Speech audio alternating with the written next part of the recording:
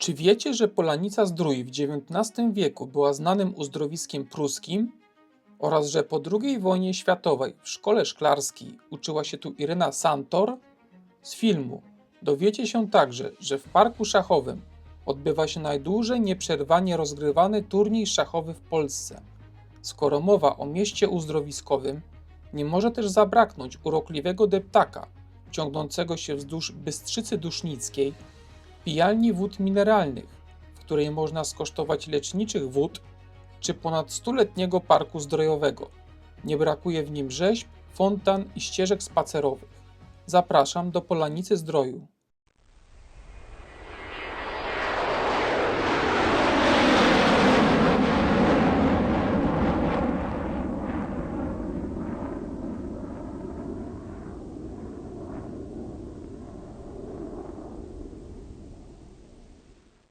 Wyobraź sobie miasteczko otoczone górami, gdzie powietrze pachnie sosnami, a woda ze źródeł leczy ciało i duszę. Polanica Zdrój, położona w Dolinie Kłodzkiej na Dolnym Śląsku, to nie tylko uzdrowisko, ale prawdziwy raj dla miłośników natury i historii. Z populacją zaledwie 6 tysięcy mieszkańców jest kameralna, ale pełna atrakcji. Co roku przyciąga tysiące turystów szukających zdrowia, przygód i spokoju. Nazwa Zdrój pochodzi od leczniczych źródeł, a pierwsze wzmianki o nich pochodzą z XVIII wieku, kiedy woda była tak gazowana, że zabijała żaby, które do niej wskakiwały. To żabie źródła stały się symbolem uzdrowiska. Park Szachowy to prawdziwy zielony azyl, który powstał w 1911 roku i został powiększony 2 lata później, stając się przedłużeniem malowniczego parku zdrojowego. Ten symetryczny ogród, pełen kwitnących alejek przecinających się pod kątem prostym, to nie tylko miejsce relaksu, ale i szachowej pasji. Główną gwiazdą jest gigantyczna szachownica o powierzchni 100 m2 z figurami wysokimi na niemal 1,5 metra. Tu odbywa się najdłuższy turniej szachowy w Polsce, trwający aż 2 tygodnie i jeden z najstarszych w Europie. Spacerując po parku, natkniecie się na fontannę kaskadową oraz pomnik Akiby Rubinsteina, polskiego arcymistrza szachowego. Był on jednym z najwybitniejszych szachistów w historii, przez wielu uważany za najlepszego.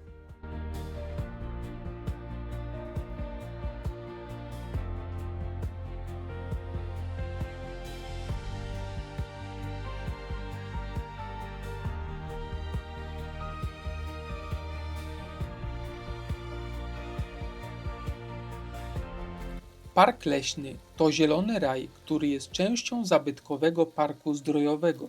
Kryje ścieżki wytyczone ponad wiek temu, rzeźbę polarnego niedźwiedzia i fontanny tańczące w rytm natury.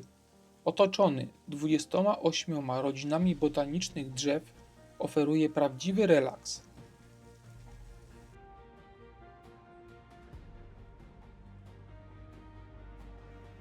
Deptak przy ulicy Zdrojowej to serce tego uzdrowiska, gdzie tętni życie i historia splata się z relaksem.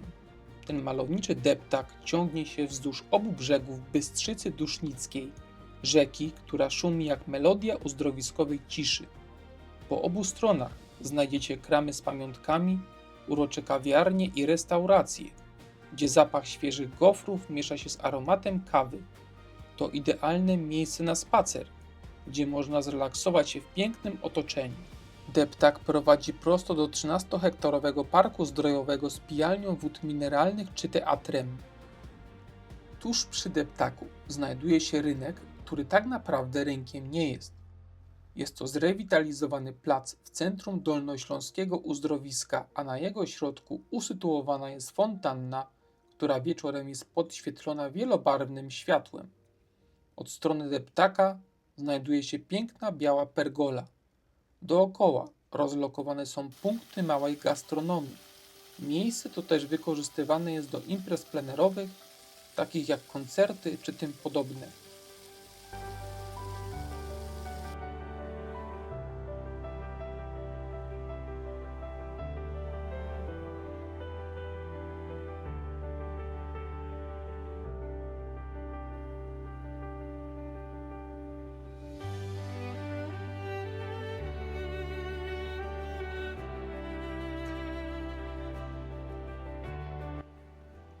Teraz czas na trochę historii i ciekawostek.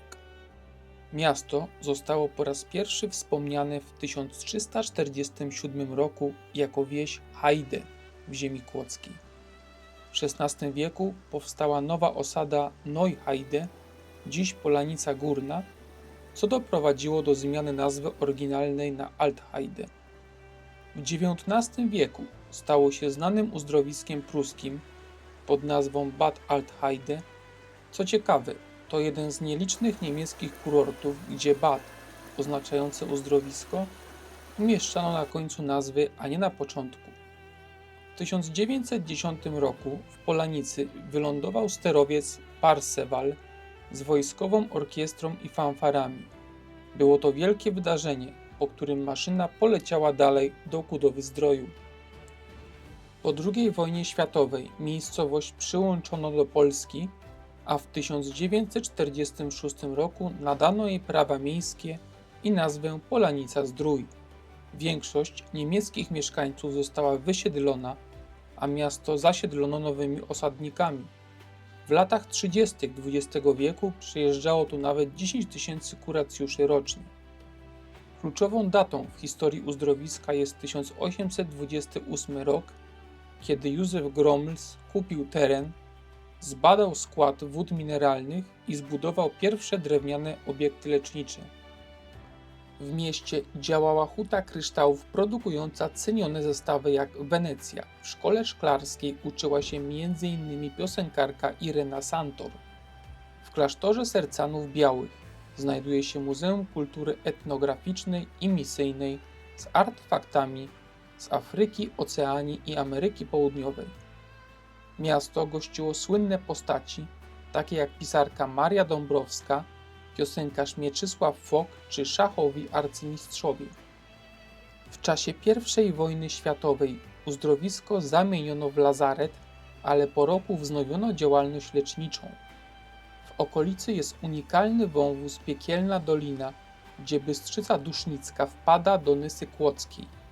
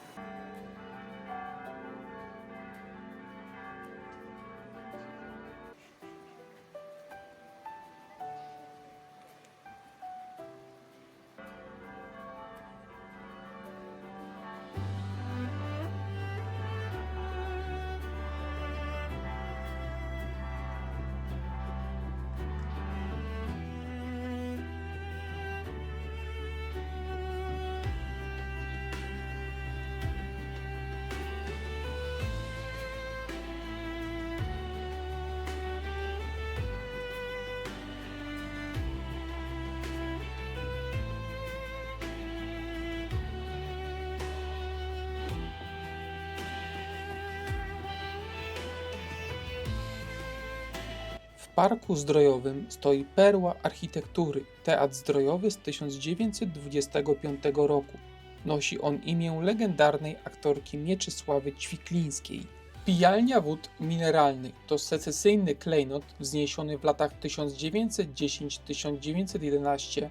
Otoczony jest bujnym parkiem zdrojowym z egzotycznymi palmami, szumiącymi drzewami i podświetlaną fontanną. To idealne miejsce na relaks. Wszystko zaczęło się w 1904 roku, gdy odkryto źródło Wielkiej Pieniawy. Dziś skosztujecie tu leczniczych wód jak Staropolanka czy Wielka Pieniawa, bogatych w minerały, które wspomagają zdrowie układu pokarmowego i oddechowego. Za jedyne 3 zł można pobrać do pół litra wody leczniczej. Wewnątrz czekają hala spacerowa, sala koncertowa z operowymi występami i sklepiki z naturalnymi kosmetykami. Park Zdrojowy zajmuje aż 13 hektarów i jest podzielony na 5 części, z czego najstarsza to centralny park. To zielone serce uzdrowiska, pełne rzeźb, fontan i ścieżek spacerowych, idealne na relaks wśród egzotycznych drzew i kwiatów. Park ma ponad 100 lat historii. Opowieść o parku zacznę od fontanny z chłopcem na niedźwiedziu. zabawnej rzeźby z piaskowca, która odtwarza przedwojenną atrakcję z lat 20. XX wieku. Chłopiec siedzi na polarnym niedźwiedziu, a woda tryska wokół, dodając uroku. To symbol beztroski odrestaurowany w 2024 roku i stojący nieopodal pijalni wód. Tuż obok znajdziecie ławeczkę profesora Zbigniewa Chorbowego i doktora Wiesława Malki, nową rzeźbę odsłoniętą w czerwcu 2024 roku. Profesor Chorbowy, artysta szkła i honorowy obywatel Polanicy, założył zakład Barbara, a doktor Malka był cenionym lekarzem. Siedzący przy stoliku panowie zapraszają do rozmowy. Następnie kierujemy się do sanatorium uzdrowiskowego Wielka Pieniawa, ponad 100-letniego budynku w centrum parku. Oferuje komfortowe pokoje, ponad 60 zabiegów leczniczych jak kąpiele mineralne czy borowinowe oraz eleganckie sale. To ikona uzdrowiska. Naprzeciwko błyszczy kolorowa fontanna, spektakularna atrakcja z tryskającą wodą na 12 metrów. Od maja do października wieczorami odbywają się pokazy z muzyką i światłami. Na koniec źródło Wielka Pieniawa, najstarsze ujęcie z 1904 roku, na głębokości ponad 34 metrów.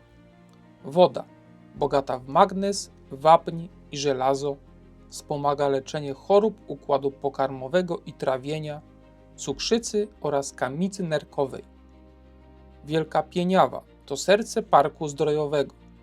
Znajduje się w altance na górze deptaka w otoczeniu ozdobnych roślin. Ten spacer po parku to kwintesencja uzdrowiska. Relaks, historia i natura w jednym.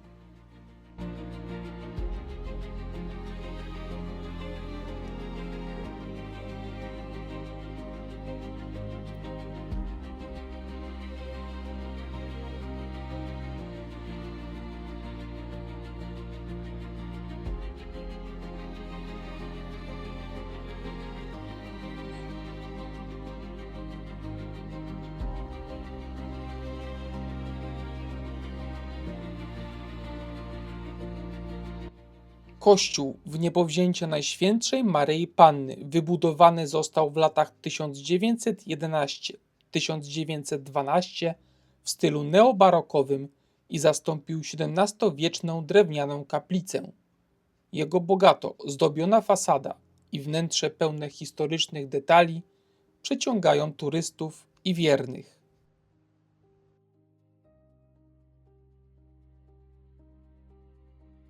Trasa spacerowa Corso to malowniczy bulwar wzdłuż szumiącej Bystrzycy Dusznickiej.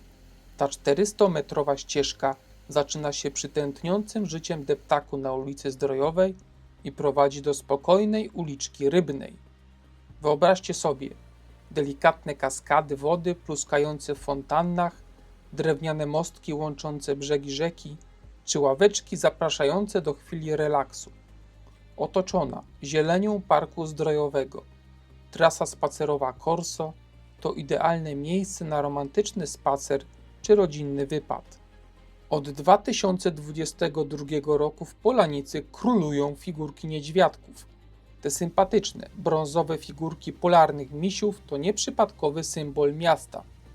Nawiązują do legendy o białym niedźwiedziu, który kiedyś pojawił się w tych okolicach, stając się patronem uzdrowiska. Pierwsza rzeźba, miś z pijałką, stanęła przed pijalnią wód w parku zdrojowym, zachęcając do picia leczniczych wód. Dziś rodzina misiów liczy już kilkanaście figurek rozsianych po całym mieście jak ukryte skarby. Szukajcie misia śpiewającego, misiów szachistów grających partię w parku, czy misia kuracjusza relaksującego się w uzdrowiskowym stylu.